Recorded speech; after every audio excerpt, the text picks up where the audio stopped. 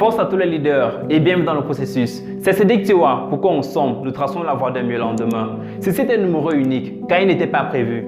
Je viens juste à la suite du Dr Claudel Nubissi et de l'artiste comédien Moustique le charismatique pour présenter les points saillants que j'ai trouvés dans leur message. Mais avant, gardons une minute de silence en hommage aux disparus et aux familles endeuillées.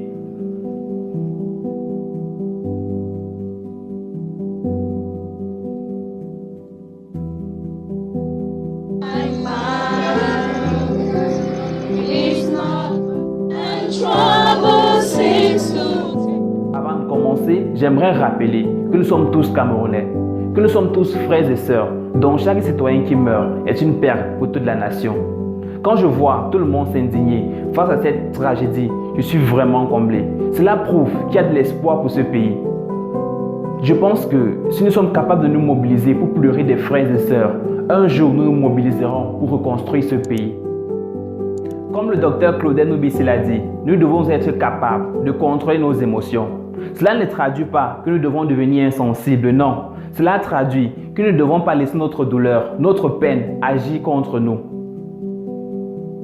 Quand nous partageons les images et vidéos d'enfants décapités, cela renvoie deux messages, un message direct et un message indirect.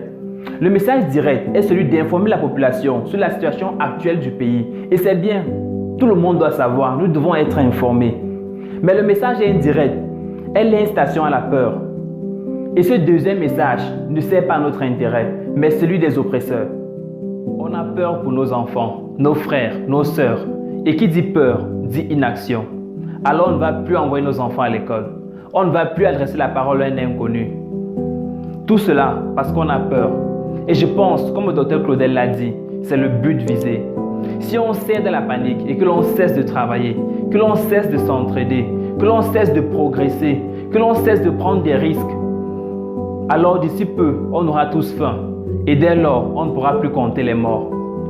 Je pense que l'on ne devrait pas partager les images de corps décapités, permettant aux familles d'enterrer leurs enfants dignement. Moustique le charismatique a dit, je cite, « Il tue nos enfants parce qu'ils réclament des choses à vous. Nous vous avons confié la gestion de nos biens qui sont devenus les vôtres. Les pleurs et le sang des nôtres qui coulent innocemment laissent entrevoir par votre attitude un je m'en foutisme. Mais je crois que le combat se déplace chaque jour un peu plus de la raison vers la tension.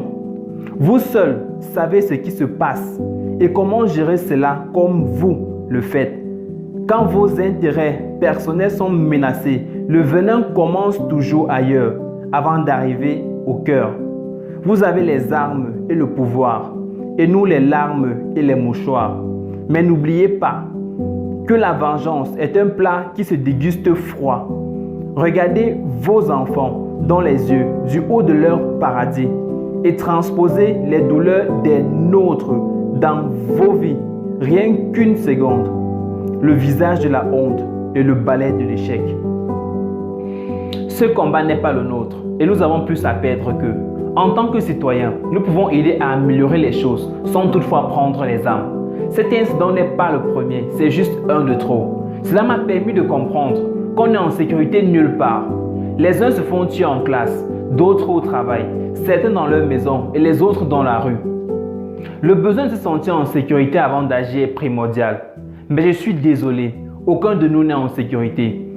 On ne l'a jamais été et on ne le sera peut-être jamais. Alors comment progresser avec autant de doutes dans l'esprit?